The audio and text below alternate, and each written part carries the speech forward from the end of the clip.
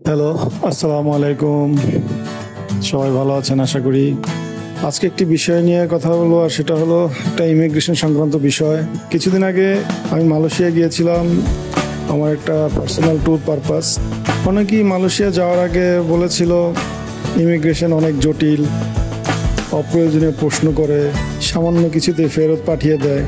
এই ধরনের অনেক কথা শুনে আমি খুব পাজেল হয়ে গিয়েছিলাম এবং খুব একটা মানসিক চাপ নিয়ে ফেলছিলাম যে আসলে কোনো ঝামেলায় পড়বো কিনা, তারপরে ওখানে যাওয়ার পরে যদি ফেরত পাঠিয়ে দেয় কি হবে, আমার নতুন করে প্লেন টিকিট করতে হবে, এসব নিয়ে একটা মানসিক চাপে বেঁধেছিলাম।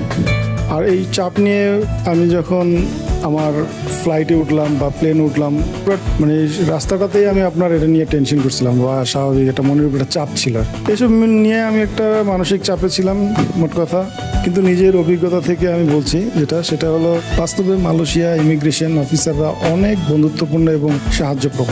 যদি আপনার হাতে সব প্রয়োজনীয় কাগজপত্র থাকে এবং আপনি স্পষ্টভাবে আপনার যাত্রার কারণ বলতে পারেন, তাহলে ইমিগ্রেশন প্রক্রিয়া খুবই সহজেই সম্পন্ন হবে আপনার ইমিগ্রেশন। তাই ভয় পাওয়ার দরকার নাই। নিয়ম মেনে আগাম প্রস্তুতি নিন, দরকারি কাগজপত্র ঠিকঠাক রাখুন এবং আত্মবিশ্বাস নিয়ে ইমিগ্রেশন কাউন্টারে যান, তাহলেই হবে। এতে যাত্রা অনেক আনন্দদায়ক হবে এবং আপনি আপনার মালয়েশিয়ার ট্যুরটাও সুন্দরভাবে সম্পন্ন করতে পারবেন, আমি আশা করি আর কি।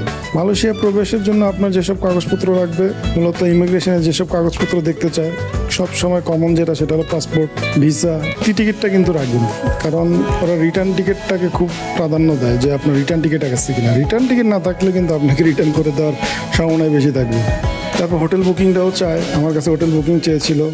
আর সবচেয়ে বড় কথা হচ্ছে আরেকটা কাজ করবেন, সেটা হলো ইমিগ্রেশন হওয়ার 72 ঘন্টার ভিতরে কিন্তু অ্যারাবিয়াল কার্ডটা ফিল আপ করতে হবে। অ্যারাবিয়াল কার্ডটা ফিল আপ না করলে আপনার ইমিগ্রেশনে একটু সময় বেশি লাগবে। আর যদি আপনার আর্থিক কোনো প্রমাণ থাকে সচ্ছলতার, ওগুলো নিয়ে নেবেন।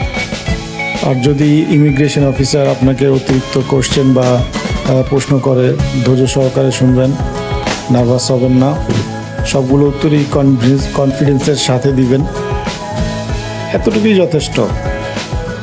আজকে এই পর্যন্তই। দয়া করি আপনার ট্যুর সুন্দর এবং ভালোভাবে হোক। আল্লাহ হাফেজ।